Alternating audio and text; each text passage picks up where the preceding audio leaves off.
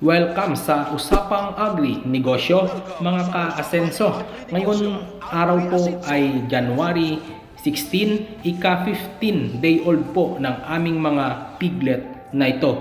Ngayon po ay nagkapon ng aming technician.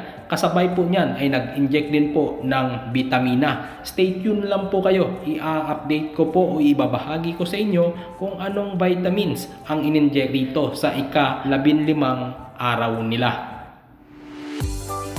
Agri-negosyo, Agri-asenso.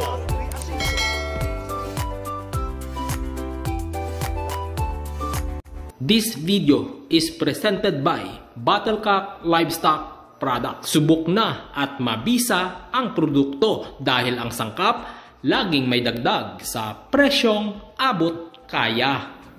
Mga ka-asenso, i-update ko lang po sa inyo ang aming 15-day-old na mga piglet.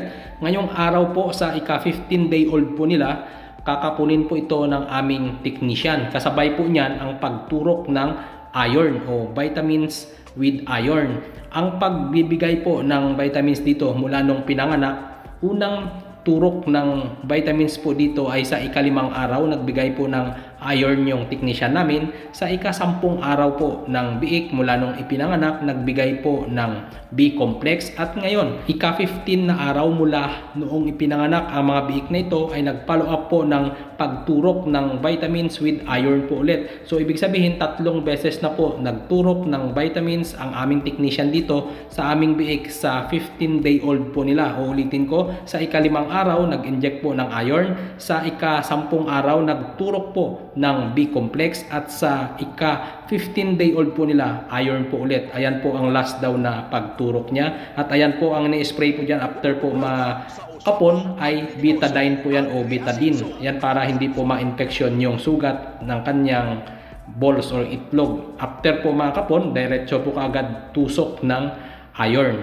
At after po makapon yung 4 na lalaki dyan, tutusukan din po ang 4 na babae ng iron para lahat po sila meron pong kompleto na vitamina. At sa inahin po, wala na po kaming ini-inject dyan dahil binibigyan lang po namin yan ng Vitamin Pro Water Soluble Powder. Ayan po ang aming ipinapainom sa aming inahin mula sa ika-6 na araw mula noong manganak hanggang sa mawalay na po ang kanyang biik. Araw-araw po kami nagbibigay ng Vitamin Pro. Ganon din po sa mga biik.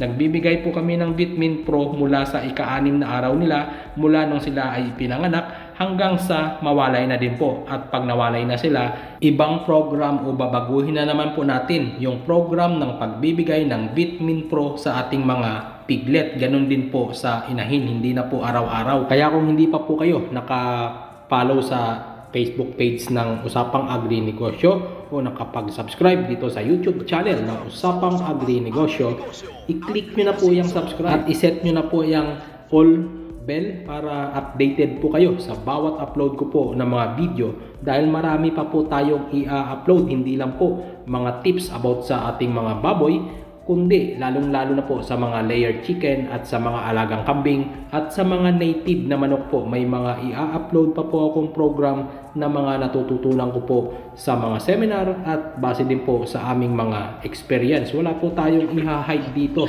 para sama-sama po tayong aangat sa ating mga negosyo sa larangan ng livestock. At ang dami ng iron na ini-inject yan sa bawat piglet ay 1 ml. Ganon din po noong unang araw na pag-inject ng iron, 1 ml din po sa bawat piglet. Ganon din sa B-complex, 1 ml din sa bawat piglet. Hanggang ngayon po 1 ml din po ulit. At yan na daw ang last na pag-inject ng vitamins sa kanila. Pero regular nga po kami nagbibigay ng Vitamin Pro Water Soluble po sa aming mga biik. Ulitin ko kung gaano karami ba ang aming ipinapainom. Ang pagtimpla po ng Vitamin Pro Water Soluble Powder, ang isang kutsarita ay tinitimpla po namin yan sa 2 liters ng tubig.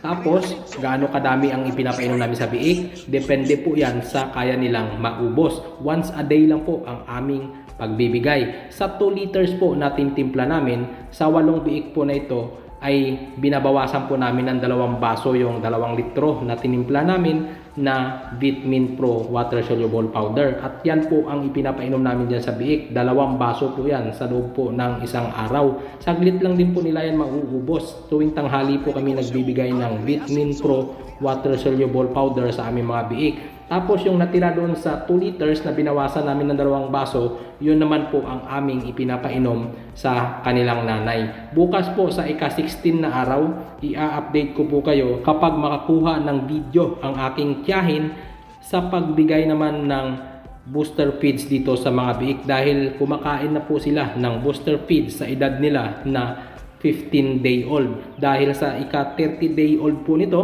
iwawalay na po namin sila sa kanilang inahin at ililipat na po namin yan sa kabila sa bagong pinapagawa namin na pig pen para po sa kanila. Maraming salamat po sa patuloy ninyong pagsuporta sa aking munting channel.